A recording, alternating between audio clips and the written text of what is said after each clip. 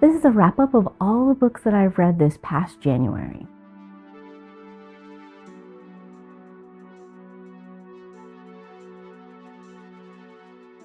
Heartless Heathens, a Why Choose Gothic Romance by Santana Knox, and I DNF'd this one pretty early in. It is not for me. The summary itself has some interesting elements in it. It's got like a female, like Hunchback of Notre Dame style story going on, but there's like some stuff going on with the headmaster and some of the way that like this protagonist's dreams were going. I was just thinking like, this is not for me, and it's gonna make me really uncomfortable, and I just dropped it.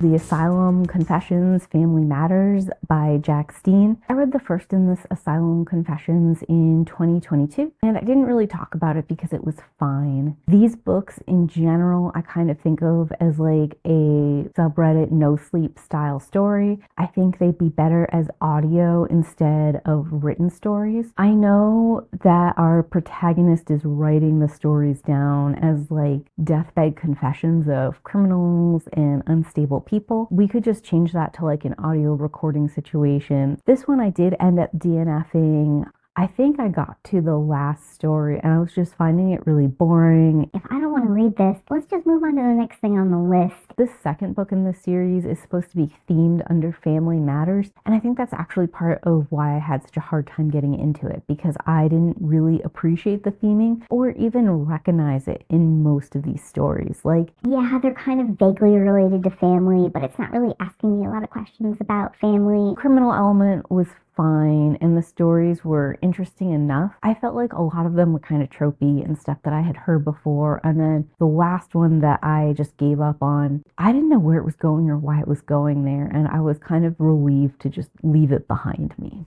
Next is going to be Primal by Jessica Gaziella. This is Heather over at Hia Booktube's favorite author, and I was kind of excited to give her a try with like a short novella werewolf shifter read, since I'm always looking for a good shifter read. Unfortunately, Primal was just not it. So some things that I did like, I thought the way that this story mashed up a couple of Red Riding Hood elements was really clever, and that's about it. I did not like the prose on this at all. So as far as I can tell, Jessica Gaziella is probably never going to be a thing for me. I just found it to be really abrupt. I found the dialogue to be super unrealistic and the scenarios to be like past believability too. I did not like the werewolf shifter setup where all of the werewolves were men and they were living in like a brofest fraternity. I kind of hated that. And the idea the love interest was going to have to move in with all the bros is like a nightmare scenario, second only to the fact that she's like a baby machine. And I know I read a lot of stories that have like a breeding or like baby-centric theme as part of the romance, and usually I'm able to overlook it, but this, they were all like, we need our true mates because we want kids. It was so icky.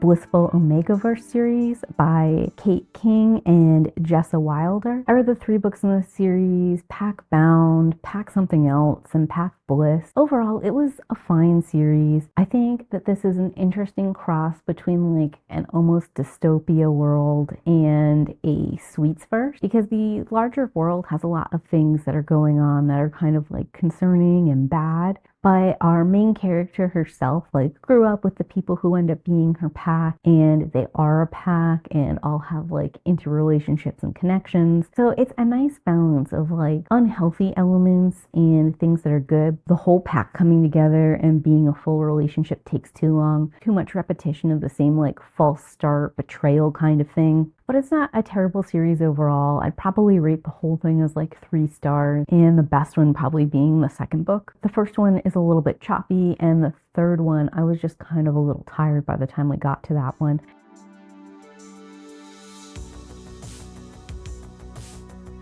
Omega Love Book number 1 is Not Me, and book number 2 is Party Girl. Polyamorous, why choose romance story set in kind of like an almost dystopian setting for an alternate Earth kind of situation. The first book is about a girl who doesn't want to be an Omega, which is pretty stereotypical, and she's trying to get out of like the auction thing that would give her a new pack without a lot of her own say. She's spared the worst case situation by an alpha pack that kind of has an interest in her, only plans for her to be like a mate or whatever, and they kind of like eventually come together into a relationship. The second one in the series, Party Girl, is a little bit better to me. This is about an Omega who suffered some abuse, and she is using substances to sort of like help cope with that. This ends up getting her in trouble with the law, and she like sort of descends down from there. The alpha pack she needs starts to help her pull herself out of that, but there's like some risk on both sides, and there's healing and all this other stuff going on. I felt like there were enough stakes in both of these stories that even though they're more straight romance than anything else, I was invested in the overall story. The world building was fine, and I think there's like good therapeutic, helpful messaging in them. So they're definitely like fun little additions to the Alpha Omega verse if that's for you. Next, I read the first 3 books in the Court of Thorns and Roses series, which is A Court of Thorns and Roses, A Court of Mist and Fury, and A Court of Wings of Ruin. I have a whole video coming out on my thoughts and take on that. Generally speaking, I thought the first book was 4 stars, the second book was 5 stars, and the last book was 3 stars. I don't know if I'm going to read further on in this series or not. The first 3 books has a nice arc with a final conclusion. I think they were fine as young adult books, FYI. I don't think we need to recategorize them as adult books. I don't understand why so many conservatives are going after them and getting them removed from libraries, and even in some states trying to like get them put like behind glass or something in Barnes and Noble so that you have to ID check before you can buy them. I'm not sure how these books blew up to a point where they were like specifically targeted when there's so many other things on like Book Talk and BookTube and in the young adult sphere, new adult sphere that I think are so much worse. Like these books do of course have steamy scenes in them, but I think generally speaking, portrayal of those steamy scenes is healthy, as is the outlook of like what place sexuality has in a relationship and like the different levels of importance it could have for you. And then next is going to be Hellbent by Leigh Bardugo. I have a video coming out that's a full review of this, but overall I'll say this book was a 4-star read for me. I find both Ninth House and Hellbent are really amazing and immersive and fast-paced and engaging when you're reading them. And then you sit in them a couple days and you realize there's quite a few problematic elements. There's some things that you're not a big fan of in the prose. And also like messaging as a whole is kind of muddled. I'm not 100% sure what, if anything, these books are trying to say to me or relay in like a larger world series. The Darkest Minds by Alexandria Bracken. The first book of the series is on Kindle Unlimited, and I ended up purchasing the second, third, and fourth book. I've read the second book, and I'll probably finish the third book by the end of this month, but I don't know that for certain yet. Obviously, I liked the first book. As far as young adult dystopias go, I would rate it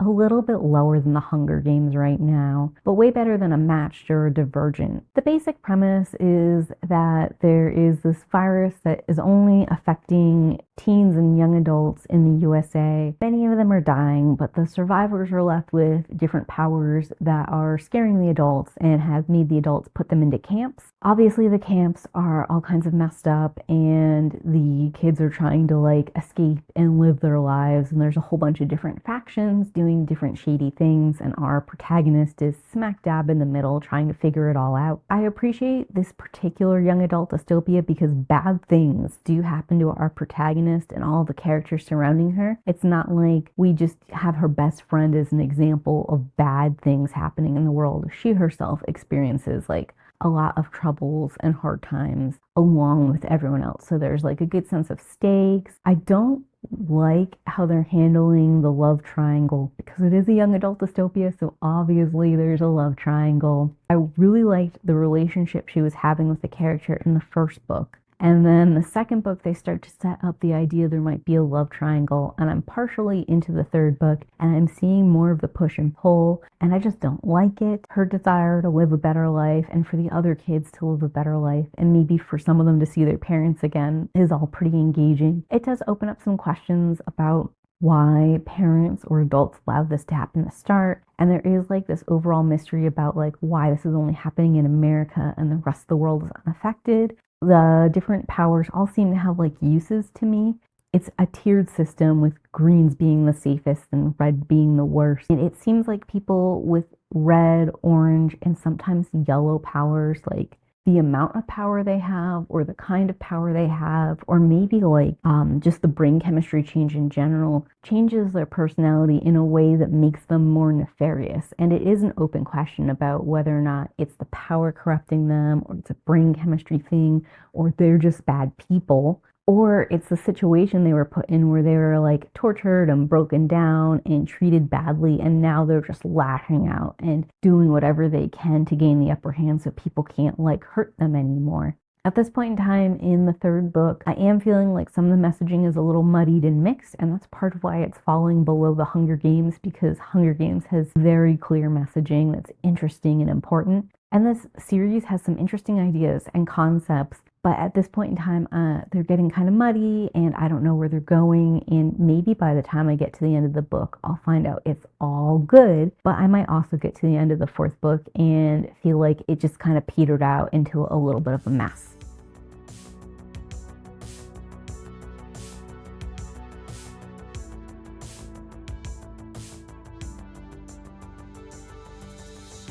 Next, I read White Ibis by Wendy Dalrymple.